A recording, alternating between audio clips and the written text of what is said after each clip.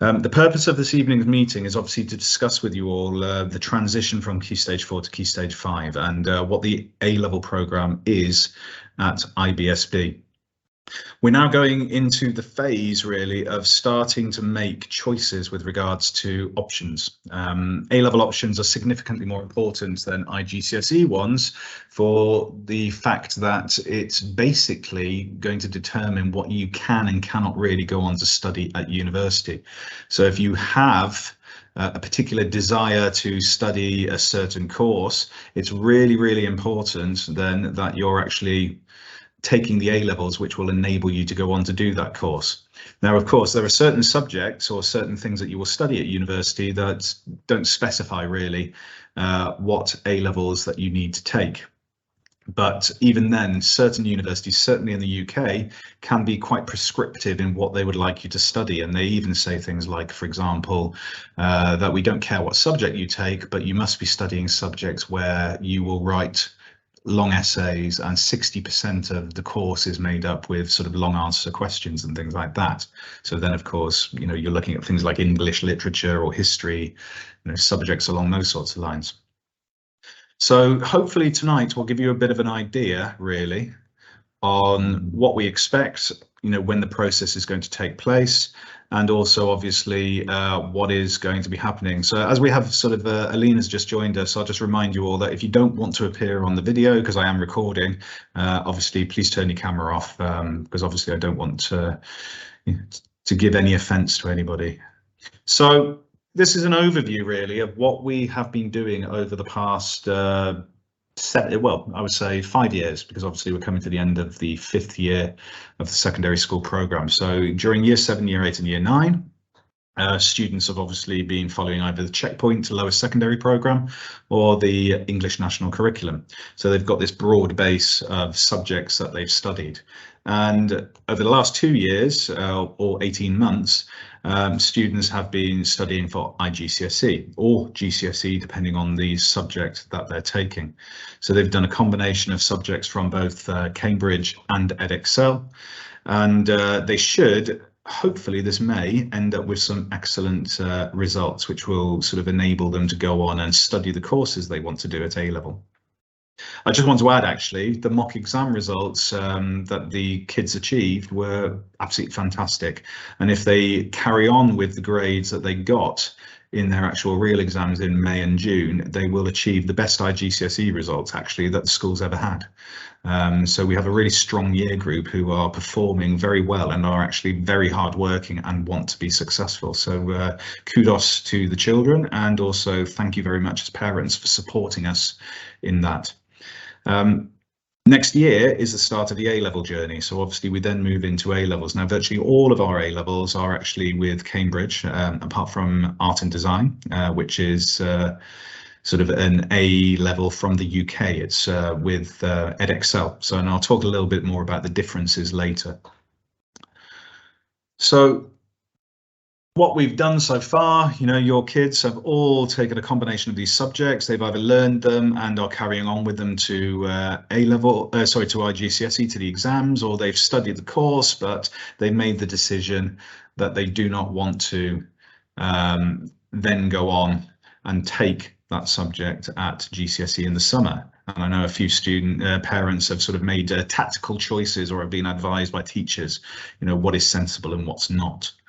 The star there for English literature is because obviously not everybody takes English lit, it's optional. So obviously we want to be sure that you know, students are making good choices and are choosing the subjects which are going to be beneficial to them. You've obviously there also can see computer science or ICT there, which obviously there is a choice between the two. So from those subjects, we then move on to this, which is obviously what we would hope that they achieve. And this is what we expect all of our students really by the end of year 13 to have. So they should have a range of IGCSE certificates or qualifications from, you know, between 8 and 10 IGCSEs. Up to 5 AS certificates, although 4 are standard. So we do have some students who, personally speaking, I think are sort of mad, but there we go, that's just me, who are taking up or are studying 5 AS levels at school. which basically takes up all of their time when they're in. So they have literally a full timetable and are having to do all of their extra study and homeworks and things like that at home. And then some of those students, they will go on to take up to 5 A-level certificates, although 3 are standard. In the UK, you are not, for example, going to be penalised if you're only studying 3 A-levels, because in the majority of cases, the universities will only look at 3 of the 4 that you're doing if you do 4. Same applies really to other countries as well. The advice is that they don't need to study that number. Switzerland is a bit different. I think if you're wanting to study medicine, for example, in Switzerland, they ask for you to have a foreign language at A-level as well as sciences and mathematics. But obviously there is more investigation that can be done sort of in that regard sort of over the next few weeks. But really, these are the qualifications or the number of A-levels and IGCSEs and AS levels that we would expect kids to have. So to move in terms of the sort of the transition from Key Stage 3 to Key Stage 4 is obviously simple. The requirements for them to enter Key Stage 5, though, is a little bit more difficult. Okay, when you move from year 9 into year 10, we don't have any entry requirements really, unless you're joining us from a school from outside, where we sort of have sort of what is now actually quite a rigorous entrance process in comparison to a few years ago. So all students need to achieve 5 C grades or above at IGCSE, and I've already spoken to 1 or 2 parents whose children underperformed at the mock exams to ensure that they're aware of this. Okay, and I hope that all of you are aware of this, because it's something that we've sort of been broadcasting on a regular basis. This is our entrance requirement, 5 C grades or above at IGCSE. So that means it can be a combination of grades, as long as they are C grade or above. To take an A level in a subject, we expect them to have achieved at least a B grade in that subject at IGCSE. However, if you wish to take a subject that you've not studied before, and it is possible to do sociology, economics, business studies, and psychology without having studied them at IGCSE, we expect you to have a B grade average across all of your subjects. So if students do not achieve 5 C grades or above at IGCSE, they cannot start an A-level program at IBSB, and it would be the case that we would either ask them to repeat year 11, okay, which is going to prove to be difficult because our current year 10 going into year 11 is full, completely full, we have no space, or they would unfortunately have to leave us and move on to another school. So the onus, okay, the impetus is for the students to achieve the grades that they should do. Okay, and every single child in year 11 is more than capable of achieving 5 C grades or above. In fact, we've got students who are capable of achieving straight A stars, to be quite frank. In terms of the results you can see over the last few years, it might be a bit small or a little bit more difficult for you to see, but you can see our IGCSE grades have been consistent over the last 5 years. Okay, so we've been consistently achieving around 90% C grade to A star. What has actually been good as well is that over the last few years, we are consistently raising the bar in terms of a number of A's and A stars that we're getting as well. So if you discount the summer of 2020 and the summer of 2021, because those were the years with COVID, where we had school assessed grades, so you can see that we're around or over 40%, okay, over the last sort of the last years where exams actually ran, where children are achieving A star to A. And the same with B's to A stars as well. You know, that number is pretty consistent, okay, which is fantastic to see. So we expect actually our results to be above 90% this year. That is the hope, is that we will be hitting at least 90%, between 90 and 95% of C grades to A stars, with hopefully over 50% being A's or A stars. Okay, and if that does, it shows that high performance learning is sort of working well, okay, and giving kids the skills that they need. Our AS level results, again, are always consistently good. The results for 2019-20 were obviously very, very good, but again, that was a year of school assessed grades. But you can see the last year that exams took place, which was 2018-19, the number of A grades achieved was 17%. Last year it was 39%, so around 40%. So again, well over 1/3 of all grades at AS level were A grades. And there are some students who didn't do particularly well and went on to retake in November, and I would say all of those kids improved, and a significant number of those grades went to become either B or A grades. So again, that would have increased the percentage up from 61%, okay, to probably more like around 70%. So we do very well at AS level, and at A level, the full A level results, obviously last year, okay, which is the first time that exams were taken, and this year group, actually, it was the first time they'd ever taken external exams because they were the true COVID year, shall we say. They managed to achieve 25% of all grades being A star or A, which again is significantly higher than it was in the last year that exams were run, with a comparison of 25% to 17% and 58% to 36%. So the school and the students are continuing to improve year on year on year, and we hope that those results will continue. And I don't see why not, with the caliber of students that we actually have both in year 11 and in year 12 and year 13 currently.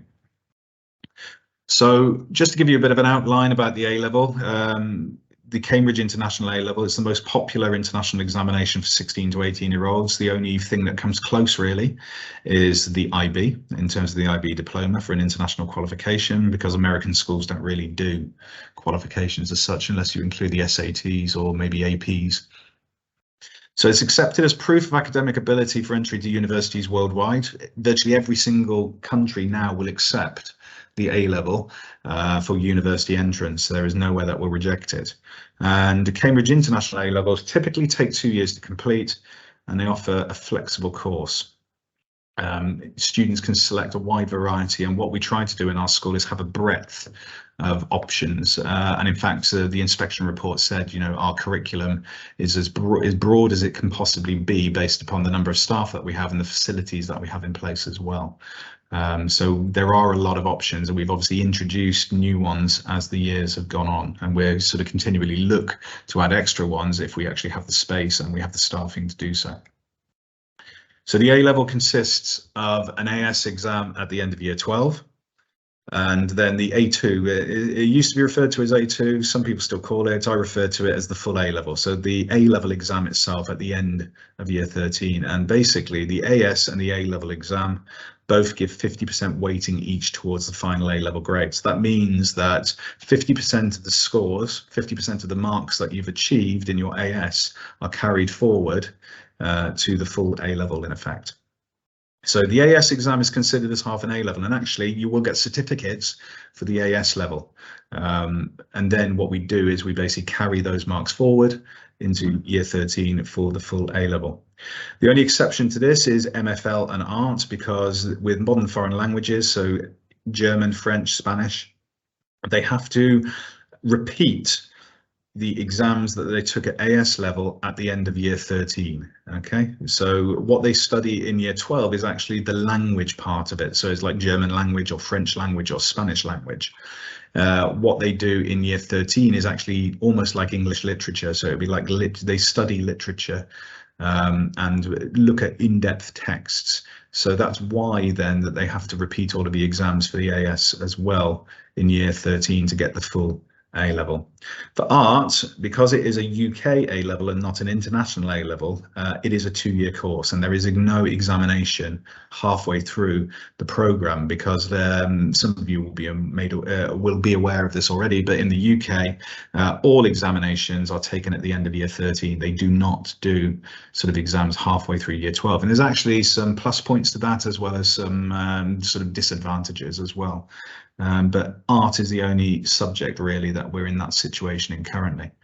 Although some students choose, like for example, my son who's doing A-level chemistry, he wasn't happy with his AS grade.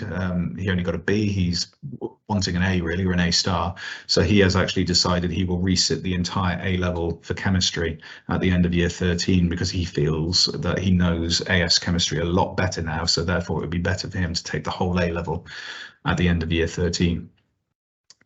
If you want to do art, if you only want to do AS art, you need to make a decision before the January of year 12 as to whether you're going to do A-level or AS level art only, because there is a difference in terms of the way then that it would be assessed, because obviously you would have to do an exam at the end of year 12 that others wouldn't have to do. So the exam system, we have 2 sessions per year. The summer session, which is in May and June, just like at IGCSE. We get the results on the 10th of August normally, around that time, and then the certificates come in October and they arrive at the office, and then we keep hold of them until you require them. And then for the autumn session, that's only for retakes. So that we only use the autumn session sort of in November for retakes, unless there are situations where that subject is only examined in November, and the only case with that is classical studies, which nobody in year 12 will be able to take anyway because they've not studied sort of the subject. It's our year 10s are working their way through now currently in order to be prepared for taking the AS exam in the November of their year 12, and then the full A level in the November of their year 13. Again, grades A to E are considered passes. Any grade below E is considered a fail, and it's basically referred to as being ungraded. So you get a U in effect. In terms of university requirements, I'll talk about the UK a bit because obviously we still do have students going there, and there may still, even though it's more expensive, although it is still less expensive than going to the US. There are still students who apply every year for UCAS, to UK universities. If you're wanting to study medicine, law, or go to Oxbridge, which is Cambridge or Oxford, typically you will need 3 A levels and 1 AS level, although typically now as well, Oxford and Cambridge are looking for you to have done 4 full A levels in many courses, especially the ones which are significantly oversubscribed, such as PPE or computer science. Typically A star AA with a lowercase a there, but actually in some cases we're even seeing students requiring A star A. It depends again on what they offer, on how the interview goes and what the score is in their entrance exam. So for example, Maria Stickler in year 13, who's just had her offer to study PPE at Oxford, she was offered AA, but other students may be offered A star AA, for example, or 2 A stars and an A. It really depends on how impressed and how much the university actually wants you. The universities don't mind resits. Okay, but obviously in many cases the resits are being taken in the November of year 13, which is around the time when they are doing entrance exams for those particular universities, certainly with medicine and also with Oxford and Cambridge.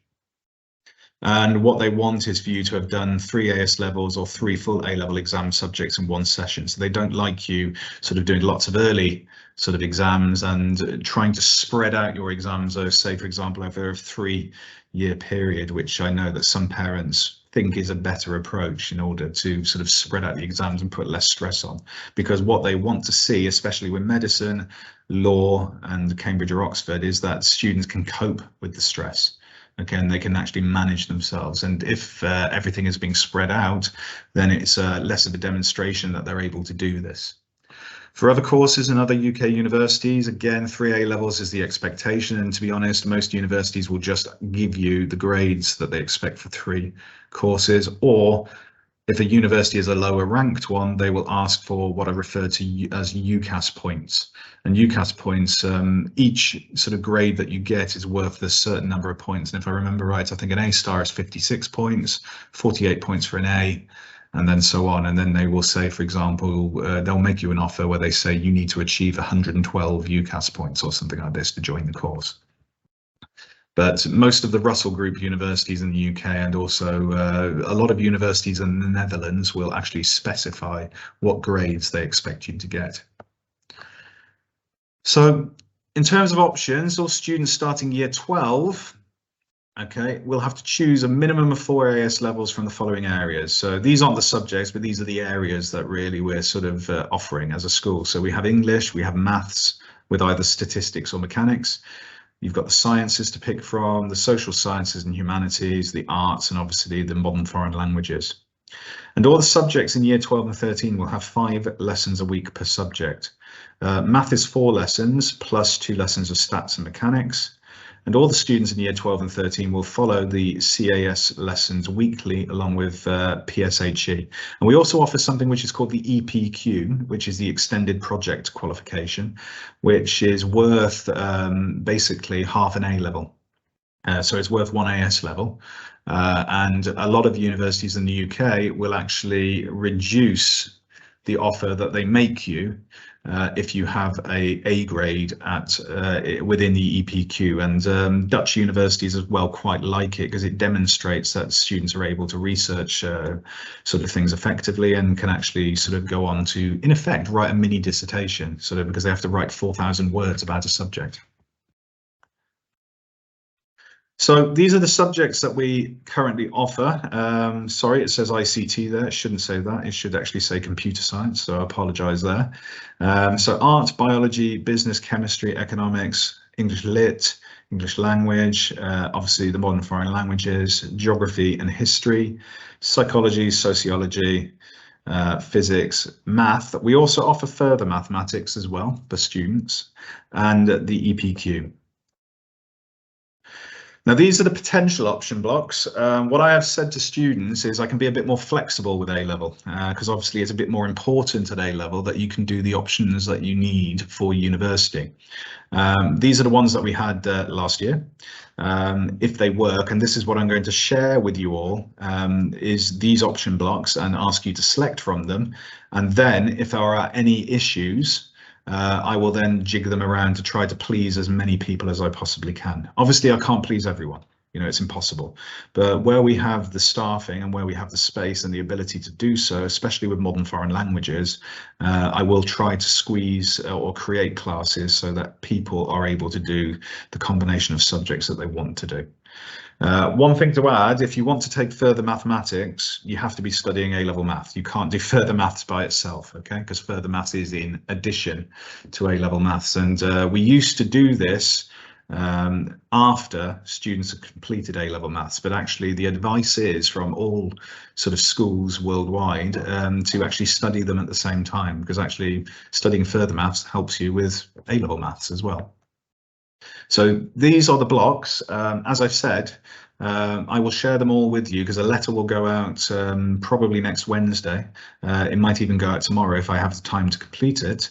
And that letter will basically have a link to an online form where you can then make your initial selection of A-level subjects. And then you can also add in there if there's any combinations that you would rather have, and I will see if I can work my magic and create that for you. But like with all things in life, I can't promise I can do that. Obviously, that's the caveat.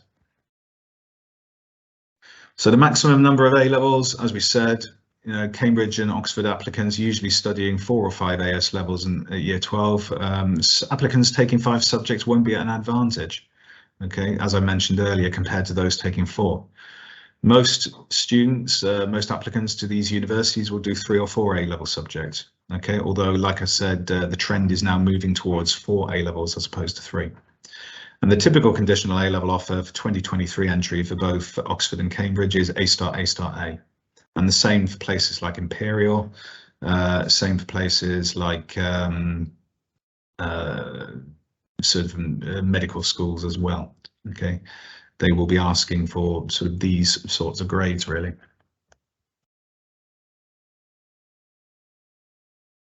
Okay, study periods. You'll notice on your child's timetable when they join the sixth form, they have study periods on there, or blank spaces. What a lot of kids say is, oh, these are my free periods. No, they're not. Okay, they're not free periods. The whole purpose of them is for study. Okay, and I know a lot of parents say to me, "Oh, why can't you timetable all of the time, you know, for the kids to sort of learn stuff and so on and so forth?" The issue with that, obviously, is of course is with regards to timetabling staff and making sure that we have sufficient time for teachers to plan and prepare and mark and everything else that they need to do in order to ensure that your children are achieving the best grades possible. So study periods is all about teaching children responsibility. When they move into year 12 and year 13, they should basically be young adults at that point. So they should be taking subjects that they want to study in order to be able to go on and take a degree at the university that they want to go to. So the motivation should be high. Okay, and as a result, you know, although we follow up on kids and we follow up on them and make sure that they are making sort of the best progress possible and so on, there is responsibility on the children themselves, okay, to do the best that they can and to manage their time effectively themselves. So the study periods are for completing homework. It's to review topics which are actually studied in class. It's to research beyond the syllabus and more in-depth research of the topics studied. Okay, one of the things I always say to students is that during their free time, during these at home or during study periods at school, you know, they should be using the study periods to complete their homework so that when they go home, they can actually be doing extra research and extra courses, okay, related to the subjects that they want to study at university. So for example, you know, I'll use my children because it's the easiest example I can use. My eldest son, Patrick, was completing a course on behavioral genetics, sort of during his free time, sort of during the summer and earlier on in this year, because he was interested in that aspect of psychology and biology, which he's studying because he wants to go on to do biological sciences at university. My younger son, Lucas, he wants to do engineering, so he was basically looking at some mechanical engineering, massive online courses, online open courses, which again sort of add to really his knowledge and understanding in, say, physics and mathematics.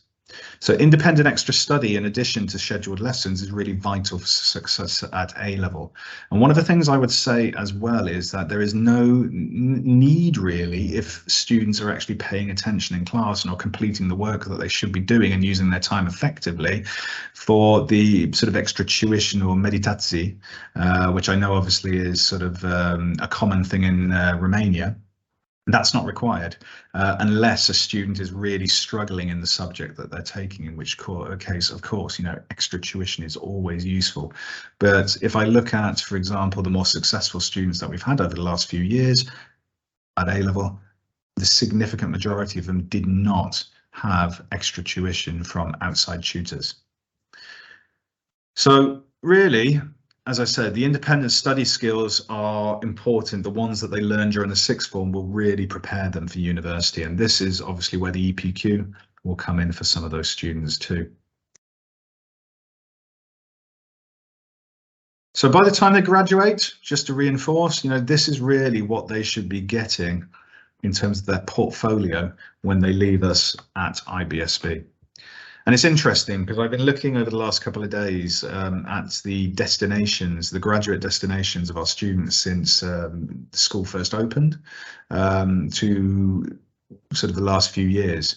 And it's interesting in that over the last, say, 5, 6, 7 years, you can really see a difference in the caliber of university that students are actually now going to. We have kids going to Russell Group universities in the UK on a regular basis, you know, and top sort of 100 and top 200 universities worldwide, so the top 1% of universities in the world, all of our students are actually going to, which is fantastic. We have very few students remaining in Romania now for college. A significant number are going overseas to places like Bocconi, UVA in the Netherlands, or Maastricht or Groningen. And then last year, or over the last few years, we've had students going to KCL in London, UCL in London, Imperial College, and so on. So the destination for these students, where they're going to, is a true reflection really on the work that their parents have been doing with them and support that they've given them at home, but also the efforts of our staff and also the efforts, of course, of the students themselves. So they're also, as part of the graduation process, expected to complete the CAS program, as I mentioned, and a lot of students in year 11 are actually part of the CAS club, which I know sort of helps with their Duke of Edinburgh, their Bronze Award. And so they should have no problems really with the CAS program itself. They're also expected to achieve 85% attendance to school registration and also to lessons itself. Okay, what we notice is as soon as students get into the sixth form, parents are a lot more, shall we say, easy in letting them leave and sort of not turn up to lessons necessarily. So this is something that we sort of chase up on a regular basis to encourage them to make sure that they are getting the best out of their teachers at school. And the other thing, of course, is that they must complete at least 2 A-level subjects to graduate as well. So if they only do 1 A-level, then, you know, they're not going to graduate. And that's based on, of course, the requirements for equivalency for the Romanian high school diploma for the BAC. 2 A-levels, I think it's moved up now possibly to a D grade or above. It used to be E, but I think it might be 2 Ds now. If those aren't achieved, students will not be able to attend the graduation ceremony, which will continue to be held in the lovely sort of biblioteca, sort of in on Calea Victoriei. So when it comes to making choices, it's really important to choose subjects in which you excel. So which are the ones that you're doing really, really well at? You know, if you choose those subjects, then you're going to, I'm sure, continue on and excel at A-level. It's important as well to pick subjects that you enjoy, subjects that you'll work hard at, and of course, subjects that will gain you entry to your choice of course or university. So the sorts of things that you might need in terms of groupings, if you're wanting to study art at university, go to art school, you know, obviously art is helpful at A-level, you know, English literature might be useful. But to be honest, art with anything that sort of helps develop your creativity will be good. Biochemistry, degree I studied, biology and chemistry. Ironically, biology is not that important. Chemistry is more so. Maths is quite useful, but as long as you're doing a mathematical science such as chemistry or physics, you know, you don't necessarily need to have A-level math. Going into construction, maths, physics, again, or another science, or maybe computer science. Economics, which everybody in Romania, from what I can work out, wants to go and study. Economics, it's important that they take economics at A-level, but alongside that, history and mathematics. Now, economics at A-level is very, very maths orientated. So therefore, having A-level maths as well will really help you with your economic studies. And then engineering, maths, physics, some places like you, if you have further mathematics, chemistry is always useful, and so on. And the list goes on. You know, law, traditionally, anything which involves you writing essays and being able to do research and being able to argue or differentiate between sort of case studies or to analyze text, you know, that will be of a benefit to you. Medicine, of course, very simple. Chemistry, biology, maths or physics really is what is needed for you to be able to go on and do medicine. It always strikes me as strange, but biology, ironically, you don't need to have studied biology to go and study medicine in most universities, because biology at A-level also covers plants and things like that. So unless you're a rhododendron or something like that, you're not really going to sort of need biology or plant biology when you're at medical school. Okay. I've spent a lot of my time talking up until this point. Have any of you got any questions that you would like to ask me? Because the other thing I want to do is do a bit of a reminder as well on Unifrog, which is something that we sort of have available for all students and by default parents to be able to use. So Mona, over to you. Hello. Hi. Hi. I thank you for the presentation. I have a question related to choice and to blocks. I think it was the choice with the 4 points where, yeah, 3 fingers, 4 points, yeah, was very, very good. You know, what you're good at, what your choice, what your passion, what you will learn hard, etc. For example, if Mia would like to get business and history, they're in the same block. Yeah, well, So this is what I said earlier. I don't know if you were in the meeting at this point, but I said what I will do is send out initially the option blocks as they are now to ask people to make their requests. But what I will also do is add a section in there to say if there's things which they would rather have. So, for example, different combinations, or to let me know what their combinations are. Because, like I said, I cannot please everybody. You know, I'm never going to profess to be able to solve 100% of all problems. But if I can solve 98% of problems, then that obviously will work as well. Because the other thing to bear in mind, I was here. I was just not sure to what extent there's the flexibility. Yeah. Okay. I mean, all of you have had the reports, obviously, from sort of after Christmas, and you'll have the mock exam results and everything else. You've had the parents' evenings recently too, so I'm sure you will have had conversations with the teachers. And the thing that's really important, this is why I'm going to talk about Unifrog, is that have a look at the university destinations for where you actually want to go. That's vital. So with my children, for example, took a little bit longer with mine because obviously I have 3 of them. Unfortunately, all very close together in age. But it's what we did was we sat down and we sort of looked really at what they were wanting to study, where they wanted to go, which is the UK, and what was required. Now, a lot of universities won't specify really at all what you study. Okay, or what you need to study. So as for example, those of you who are in business, you'll know in order to do a business administration degree or a business management degree, guess what? You don't need to have studied business at A level. Okay, it will help you clearly, but you will learn everything you need. To be honest, to go into business, you don't need a business management degree, full stop. If you look at the number of successful business people that are out there who have done science degrees or sort of other sort of qualifications. So it's really about looking at where you want to go, what are the requirements, okay, and then focusing in on that. But obviously as well, choose subjects which you're passionate about, because you're going to be more successful at the ones that you enjoy and that you're obviously wanting to study. Okay. Absolutely. No problem. Anita.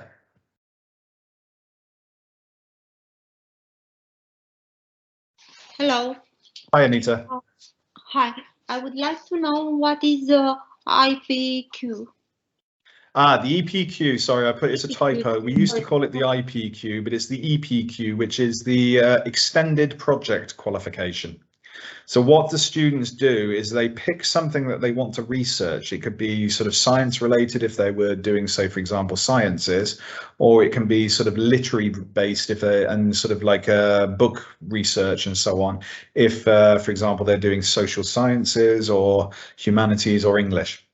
What they do then is they do research, and they then basically have regular conversations with Miss Rose in the English department, who basically runs this program.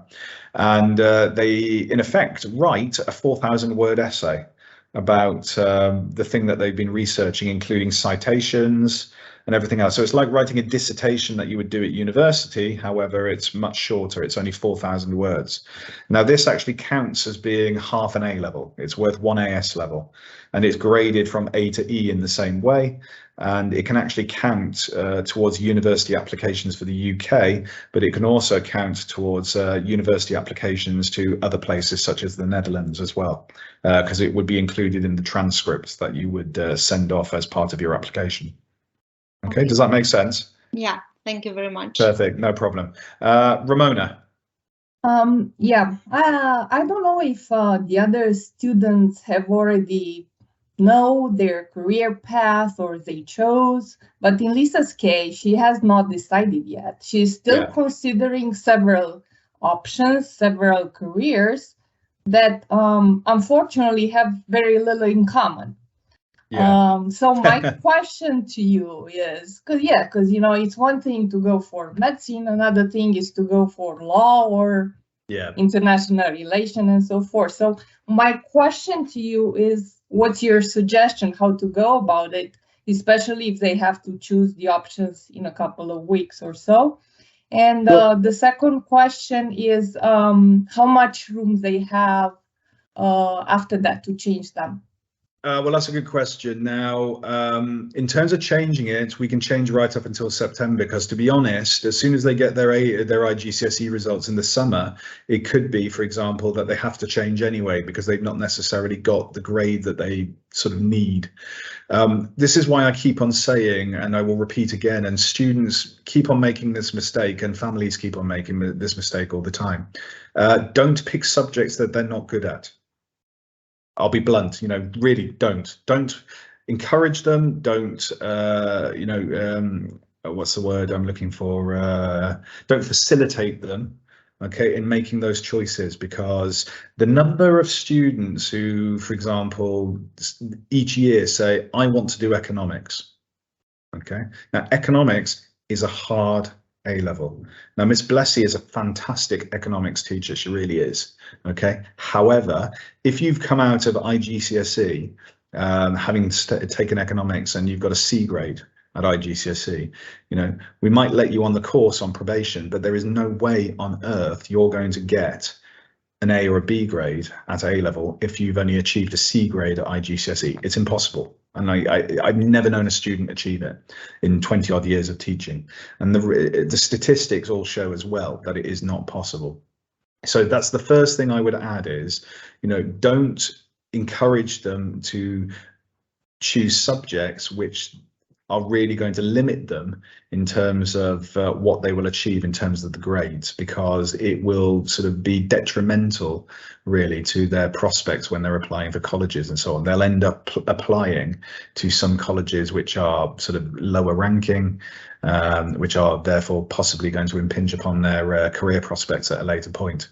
When it comes to medicine, obviously biology, chemistry, physics, math are the traditional combinations, but also with law, for example, I've known people apply to law before in the past, having done all the sciences and mathematics. It depends really on where you're applying to, and also sort of how much passion you can demonstrate in the personal statement that you write. And what sort of internships and things like this that you can gather at a later point.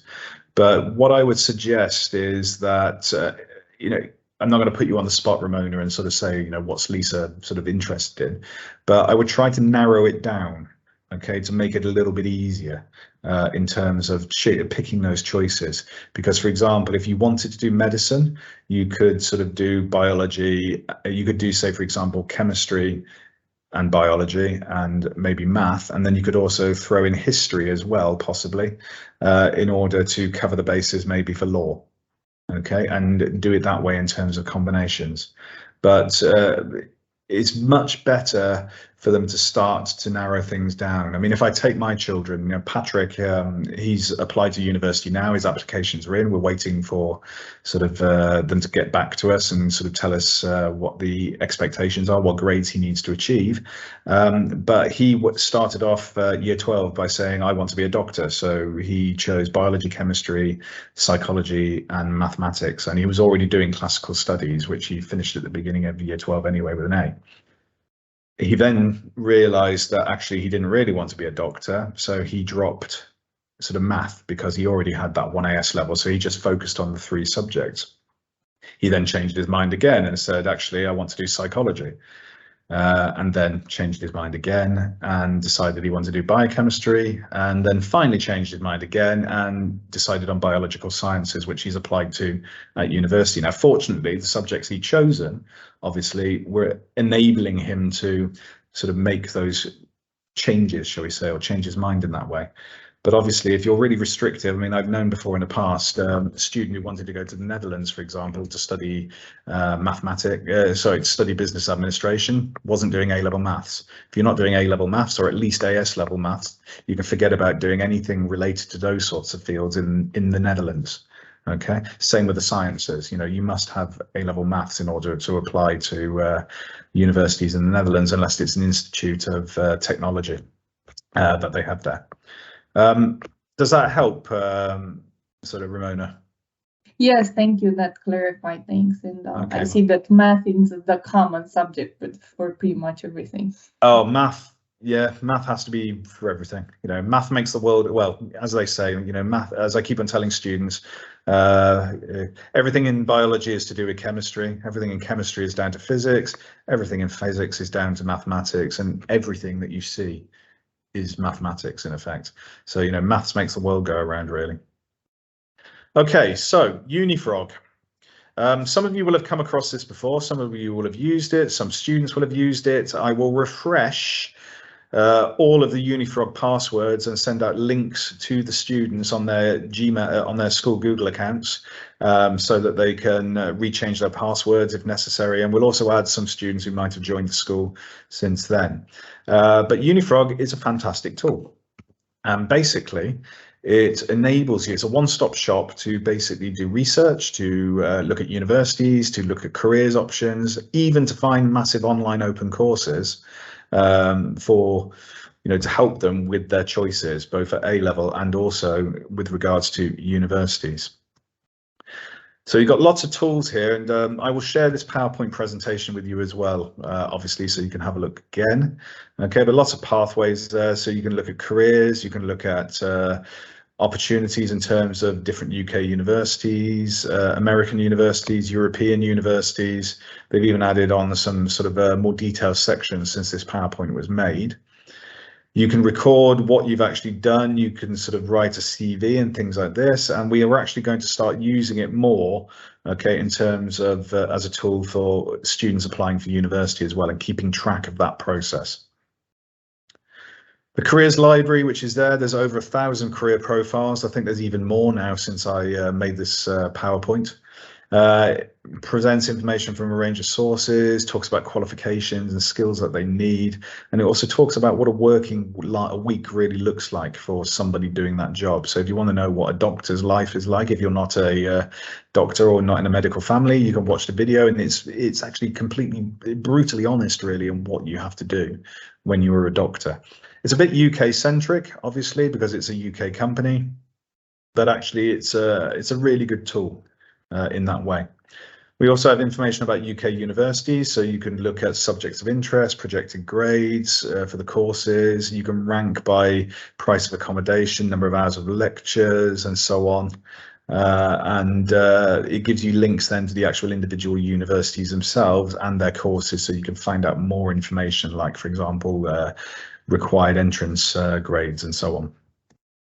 And it does the same as well, just to add, sorry, I'll go back, for the other universities as well, so for Europe. So you can search for significant numbers of universities on there, and there's more growing all the time. They get more and more information, but they do go for sort of like the better or the most more popular destinations in the Netherlands, in Italy, and also in Spain. Special opportunities, you know, you can even search for scholarships and things like that. So if you are interested in going to a particular destination and you want to apply for a scholarship, you can look to see if you can find that information there as well. And there's also the massive online courses, online open courses, sorry, I always miss the open out, which is sort of mentioned on there too. So you can find MOOCs that might be of interest and will help with your application. So one of the things I always say to students and to parents is during the summer between year 12 and year 13, you should all do at least one MOOC. Especially if you're looking at applying to UK universities, because the difference between the UK and the US, for example, the US love all of the touchy-feely sort of, you know, you do band, you help old ladies across the road, you sort of volunteer and do charity work and things like that. You know, they like that. They like to see all of that sort of stuff. They're not so necessarily bothered about the academics because they just get the SAT grade and your GPA. For UK universities, it's different. They want to see why you want to study the course and how passionate you are about it.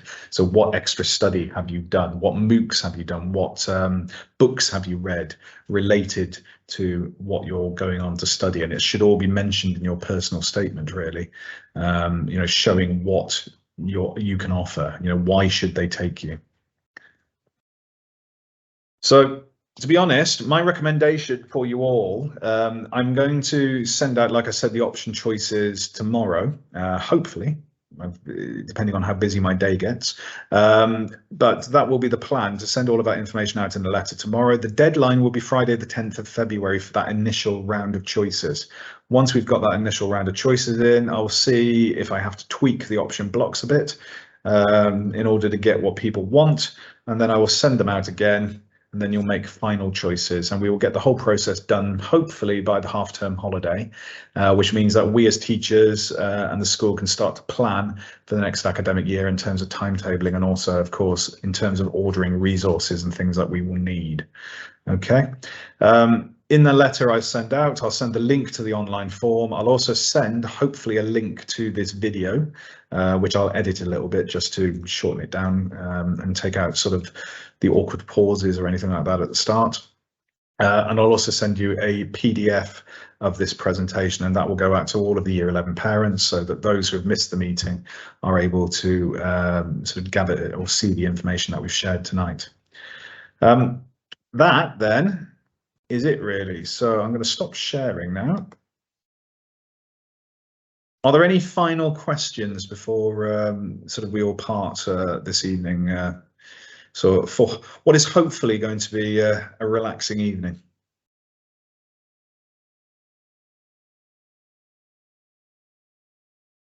Excellent. I always love a meeting where there's no questions. Well, on that note then, thank you very, very much for joining me this evening. I really appreciate it. I hope this has been useful. I hope it has been useful, and I hope you've taken, something away from it all. If you do have at any point any questions, please contact me. I will endeavour to get back to you as soon as I possibly can. Feel free to email me if you want to have a chat at any point, or sort of like a one-to-one discussion about options and things like that. I'm available. Miss Baker is always available for advice with regards to university destinations. That is her role. Please take advantage of her. She'll probably hate me for saying that, but please use her in that regard. For those of you who are coming to the UK in a few weeks' time, or your children rather, sorry, are coming to the UK in a few weeks' time for universities, we will hopefully be sending the invoices out. The travel company has now got the prices and everything, so they might even have started invoicing already, I'm not sure. But more information will come out, and we've sort of got an updated itinerary as well with regards to destination. So we'll have a meeting obviously in advance where we can share the information so that you're aware of what's happening and where they're going. And I hope they'll get a benefit from that. Visiting the UCAS fair should hopefully give them an idea of what is on offer in the UK, if you're thinking of that as a possible destination for your kids. Okay, have a lovely evening. Thank you very much.